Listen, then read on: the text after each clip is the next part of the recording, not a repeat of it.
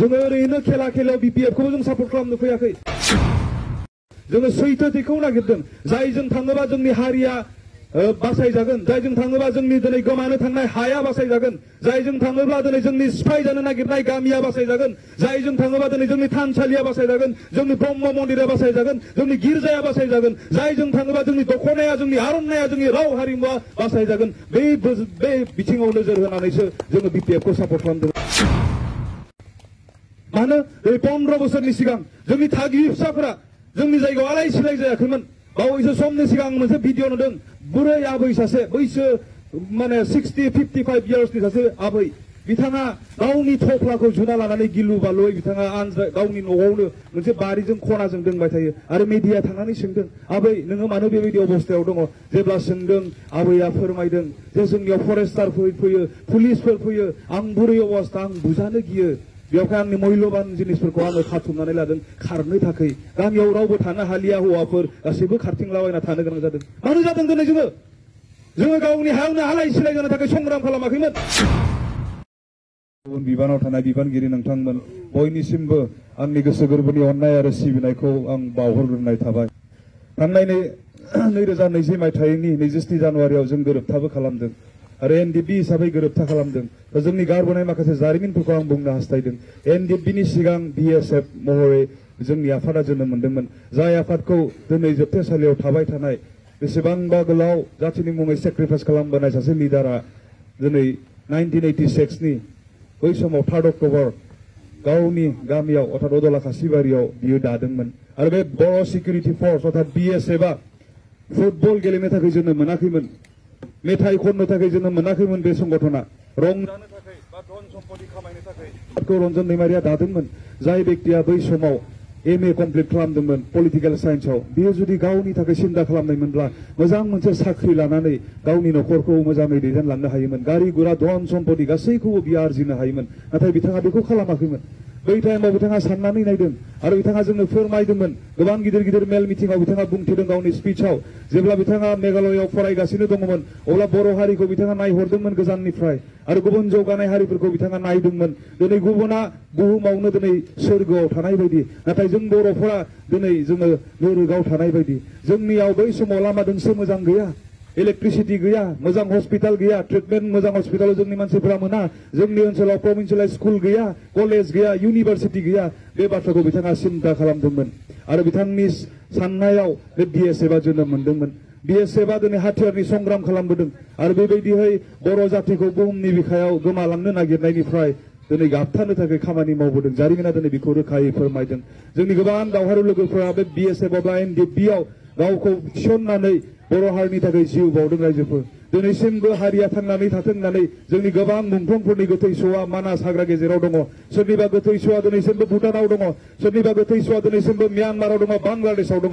बिथांमोननि जिउ बावनाय, बिथांमोना मुंख्लं जानाया दिनै ओरैनो नङामोन। रायजोफोर जातिया बुहुमनि बिखायाव थांनानै थाथों होननानै बिथांमोना गावनि आगोमा थै जिउखौ बावदों। दिनै सोरखौबा मोजां मोननाया बुहुमाव जिउ होनानै मोजां मोननायनिख्रुइ देरसिन मोजां मोननाय जेबो एग्जाम्पल गैया। मोजां मोननाया जोंहा गोबां रोखोमनि थायो। नोङो सोरखौबा खोथादों मोजां मोनो, सोरखौबा नोङो रां होनानै मोजां मोनो, सोरखौबा नोङो माबा मोनसे हेफाजाब खालामनानै मोजां मोनो। खिन्थु जिबन, थै आरो जिउ होनानै मोजां मोननायनिख्रुइ पृथिबियाव आरो जेबो एग्जाम्पल गैया। दिनै BSF एबा NDP-नि बेकग्राउन्डनिफ्राय जोंनि गोबां दावहारु लोगोफोरा जिउ आरो थै होनानै हारिखौ फोथांनो थाखाय मोजां मोनदों। बिथांमोननिख्रुइ देरसिन रावबो हारि अनग्रा गैया, बिथांमोननिख्रुइ देरसिन दिनै पृथिबियाव एग्जाम्पल गैया। स' बेबायदिहै NDP एबा BSF-आ बै समनिफ्राय जातिखौ गाबथादों। जोङो गोरोबथा खालामनो गोनां जाबाय। गोरोबथाखौबो जों बै समावनो बुंदोंमोन, जों जिबायदि लुबैदोंमोन जों बेबायदि गोरोबथा मोनाखै। जायनि थाखाय जोंनि गोरोबथानि उनावबो जोंनि दैदेनगिरिफोरा जोबथेसालियाव थानो गोनां जादों। गोरोबथानि उनावबो जायनि थाखाय जोंनि दैदेनगिरि बा जोंनि लोगोफोरनि केसफ्रा मोनसेबो उइथड्र जायाखै। बेबायदि गासै बिथिङाव जों नोजोर होनानै गोरोबथाया जोंनि लुबैनाय बायदि जायाखै होननानै जों रायजोनि गेजेरावबो फोरमायदों। खारन जोङो सावरायनाय समाव सारमोनजों थाफानानै जों न'आव मोनदों, जों बाहागो लाबोदों। जों जि गोसोखां बिलाइखौ सेबखांनानै होदोंमोन, बे गोसोखां बिलाइनि माखासे पइन्टसफोरा बेसेबांबा गोजौमोन। नाम्बार 1आव जोङो आलादा रायजो सेपारेट स्टेट बर'लेण्डखौ जोङो लिरदोंमोन।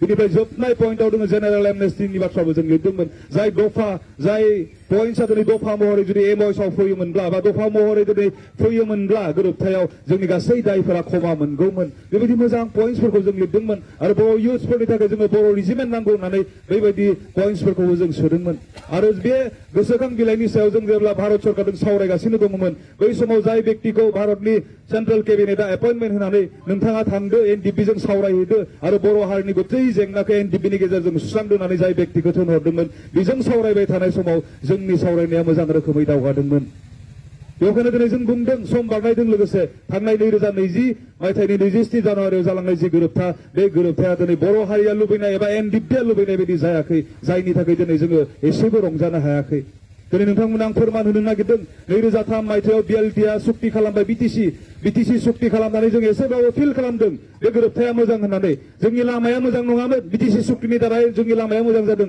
जोंनि ओनसोलाव हस्पिटाल गैयामोन बिटिसि सुक्तिनि दारै जोंनि गेजेराव हस्पिटाल मोनफैदों जोंनि गेजेराव इउनिभार्सिटि गैयामोन बिटिसि सुक्तिनि दारै जोङो इउनिभार्सिटि मोनदों जोंनि गोबां बर' गामिफोराव खोमसि समाव हरनि समाव खोमसि थानो गोनां जायोमोन दिनै जोंनि गासै गामिफोराव दिनै मोब्लिब गोहोआ थांदों बेबायदि सुक्तिनि गेजेरजों जौगानाया जोंनि गेजेराव फैदोंमोन मोजां सुक्ति मोनबा जोंनि गेजेराव फैगौमोन आरो बेवहायनो जों दिनै बुंदों थांनाय जानुवारिनि 27 तारिखआव बे गोरोबथाखौ लानानै दिनै इउपिपिएल एबा प्रमद बर' बिथाङा बुंबाय थादों जोंनि गेजेराव शान्ति फैदों होननानै नाथाय हैदिनखालि जों स्पष्ट बुंदों जोंनि गेजेराव साव फैदों होननानै जोंनि गेजेराव दिनै अशान्ति फैदों बे सुक्तिनि गेजेरजों ना मानो बुंदों जोङो ओरैनो बुङाखै रायजोफोर फोरमानजों लोगोसे प्रुफजों लोगोसे बुंदों बिपिएफनि जि 15 बोसोर 17 बोसोर जि सासन बे सासनाव दिनै बर' फिसाफोरा गामियाव थांनानै जि सिबिदों न' सिफाय जायाखैमोन जोंनि गिर्जाया सिफाय जायाखैमोन जोंनि थानसालिया सिफाय जायाखैमोन दिनै बेयावहाय जोङो बेफोर गासै बिथिंखौ नायनानै बे सुक्तिनि गेजेरजों दिनै जोंनि गेजेराव अशान्ति एबा सावा फैदों होननानै जों बुंनो बाध्य जादों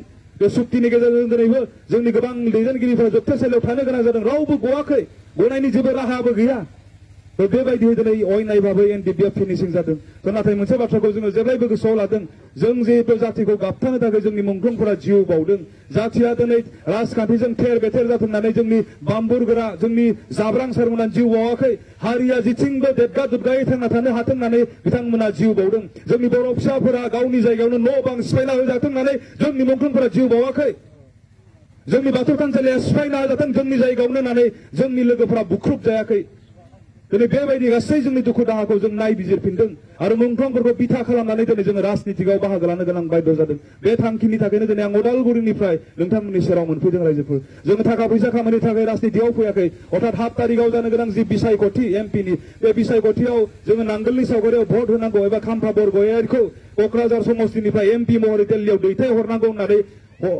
होननानै जोङो थाखा फैसा खामायनो फैयाखै रायजोफोर एकमात्र दिनै जोङो राजखान्थि नोजोरजों नायदों राजखान्थि नोजोरजों जोंनि हारि जोंनि हा जोंनि धोरोम जोंनि राव हारिमु गासैबो दिनै अलखदाव गोग्लैनायखौ नुनानै गोदोबो जोङो बिएसएफ बा एनडिपि हिसाबै जातिखौ गाबथाबोदों बासायबोदों बिपदनि समाव जोङो गसंबोदों दिनै जोङो एक्स जाखांनायनि उनावबो राहा गैया जों राजनितिकआव बाहागो लानो बाध्य जादों रायजोफोर आं जुदि थाखा फैसानि थाखाय उदालगुरिनिफ्राय चिराङाव फैनाय बा बिपिएफआव हाबामोन आं आदामोननाव फैयामोन इउपिपिएलआवसो थांगौमोन आङो सानथामनि सिगां फेसबुकफोर लाबानो नुदों माखासे व्यक्तिफोरखौ जायफोरा बर'लेण्ड स्टुडेन्ट इउनियननिमोन बिथांमोना इउपिपिएलआव जानानै कौटि कौटि थाखा लादों